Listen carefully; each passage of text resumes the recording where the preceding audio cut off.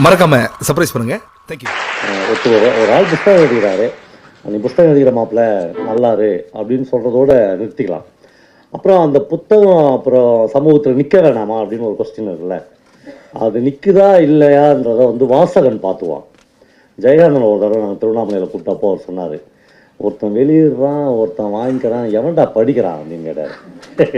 அப்புறம் ரொம்ப பிரமாதமாக ஒரு வார்த்தை சொன்னார், அச்சு ஆஃபீஸில் அச்சு கோக்குறான் பாடுறா கம்பாசிட்டர், அப்போலாம் கம்பாசிட்டர் தானே, அது கோத்து முடித்து புஸ்தகம் ரெடி ஆனோடனே அது எந்த வாசகனுக்கு போகணுமோ அவனுக்கு போயிட்டுட்டான், நீனா அதை வெளியிடுறது அவனா அதை வாங்கிக்கிறது அப்படின்னாரு.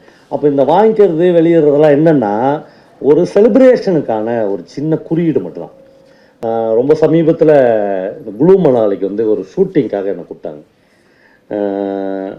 ஒரே நாள் தான் சார் நீங்கள் நடிக்கணும் அப்படின்னாரு. எனக்கு அந்த பக்கம்லாம் நான் போனதே இல்லை, அந்த நார்த்து பக்கம்லாம். சரி, இது ஒரு நல்ல வாய்ப்பாக கருதி நம்ம போயிடணும் அப்படின்னு சொல்லி என் கூட யார் நடிக்க போகிறதுன்னு கேட்டேன். அவங்க ஒரு ஆக்ட்ரஸ் பேர் சொன்னாங்க. சார் அவங்க வந்து மாடலிங் பண்ணுறாங்க, இந்தியாவிலே பெரிய மாடலிங்.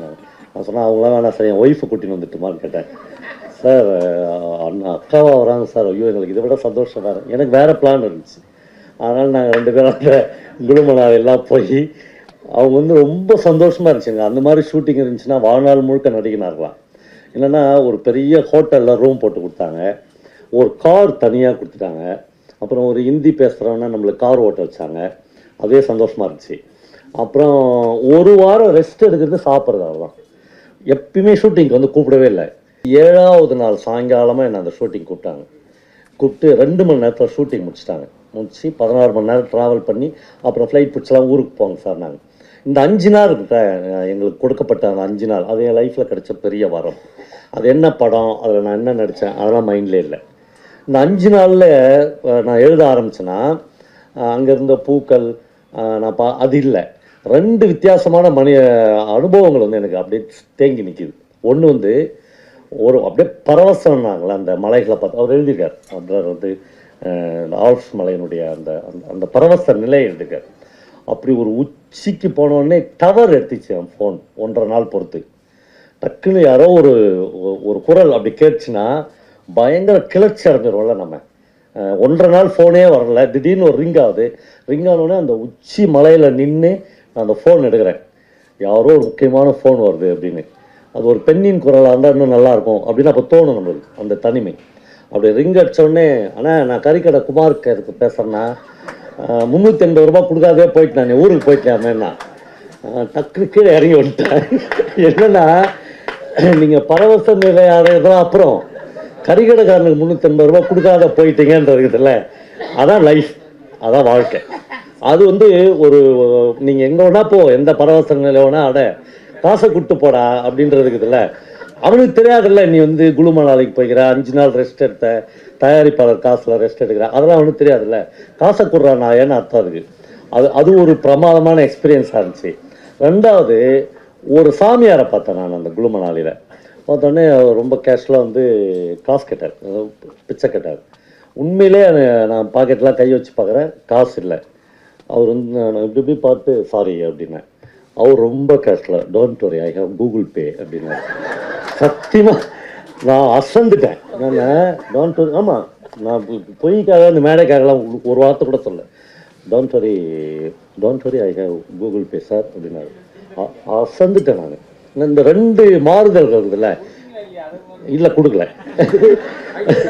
என்னன்னா முதல்ல அந்த சாமியாருடைய கலர் பிடிக்கல எனக்கு. அவன் சக்கச்செவேல்னு தான். நம்ம இந்த மாதிரி ஒரு கருப்பு கலரில் இருக்கிறோமா, அவனுடைய அந்த அந்த நுடிநாக்கு இங்கிலீஷு, அப்புறம் நீ எனக்கு கொடுத்து தாண்டா ஆகணுன்ற மாதிரியான ஒரு டோன் இருந்துச்சு. அதெல்லாம் நம்ம கொடுக்க வேணாம் அப்படின்னு நான் முடிவு பண்ணேன். இப்போ இந்த 2 தருணங்கள் இருக்குதுல்ல, இது வந்து எனக்கு, நான் ஒரு வேளை என்னைக்காவது பயணக்கட்டுரை எழுதுனா இது ரொம்ப முக்கியமான விஷயமா எழுதுவேன்.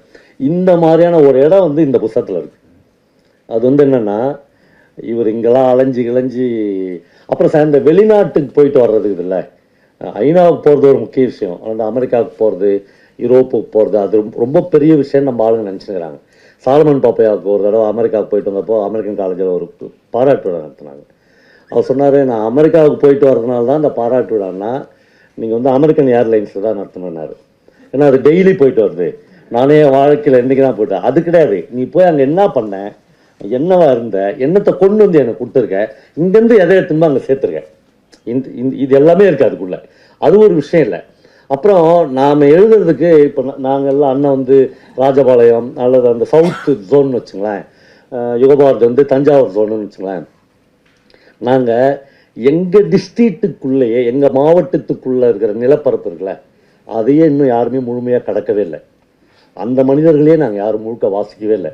அந்த லேண்ட்ஸ்கேப்புக்குள்ளே நாங்கள் இன்னும் முழுக்க பயணித்து அங்கே இருக்கிற வெவ்வேறு வீடுகளில், வெவ்வேறு இனக்குழுக்களில், வெவ்வேறு ஜாதி அடையாளங்களில் போய் ஒரு நாள் கூட தங்கவே இல்லை. அப்புறம் நீ வந்து ஒரு பெரிய ஸ்டார் ஹோட்டலில் போய் தங்கிட்டேன், ஒரு பெரிய எல்லா வசதிகளும் இடத்துல அது வந்து எனக்கு வந்து அந்த எக்ஸ்பீரியன்ஸ் தேவையே இல்லை அங்கே. ஏன்னா நாங்கள் இந்த லேண்ட்ஸ்கேப்லேயே இன்னும் எழுதி முடிக்கப்படாத, இன்னும் சொல்லப்படாத நூற்றுக்கணக்கான ஆயிரக்கணக்கான அனுபவங்கள் அப்படியே தேங்கி நிற்கு. அதனால் அது ஒரு பெரிய விஷயம் இல்லை. எனக்கு முக்கியமான இடமா இது இங்கேருந்து இந்த பயணக்கட்டு ஆரம்பிக்கலாம் அப்படின்னு தோணின இடம் வந்து, இவர் அலைஞ்சு கிழஞ்சி ஒரு ஃப்ளைட் ஏறி இங்கே வந்துடுறாரு, இங்கே கேரளாவுக்கு வந்துடுறாரு. கேரளாவுக்கு கூப்பிட்டு வந்து கேரளா வழியாக அவரை தமிழ்நாட்டுக்கு அனுப்புகிறாங்க. அப்போ போனோன்னே ஒரு தனிமைப்படுத்திடுவாங்க. அது பயங்கர கொடுமையாக இருக்கும். அந்த அந்த தனிமைப்படுத்துறதை பற்றிலாம் ரொம்ப பிரமாதமாக எழுதிக்கிறார். கேரளாவில் தான் அப்போ தான் நம்மளுக்கு எல்லா நெகட்டிவ் ஆஸ்பெக்ட்ஸும் வரும். நம்ம வந்து கேரளாவில் தான் இந்தியாவிலே அதிகப்படியான பாம்பு கட்சி சாவரவங்க இருக்கிறாங்கன்றது ஞாபகம் வரும். ஏன்னா இவரை போய் ஒரு ஸ்கூலுடைய ஒரு பெரிய இதில் தங்க வைப்பாங்க. பாம்பு கட்சி சாவரம் நிறைய கேரளாவில் தான் இருக்குது. இவர் தனியாக இருப்பாருங்க. போச்சு, நம்ம இங்கே தான் நம்மளுடைய முடிவுரை இங்கே தான் எழுதப்படுது அப்படிலாம் நினைக்கிற தருணம். ஒரு கேரள சேச்சி ஒரு நாள் வந்து அவருக்கு ஃபோன் பண்ணுவாங்க. இந்த கேரள சேச்சிகளுடைய ஃபோன் குரல் இருக்குல்ல, அதுவே ஒரு பெரிய கவிதை மாதிரி இருக்கும். ஆனால் இவருக்கு இருக்கிற அந்த மனநிலை இருக்குல்ல, அந்த சேச்சி வந்து உங்களுக்கு பாசிட்டிவானோ அப்படின்னு சொல்லும்.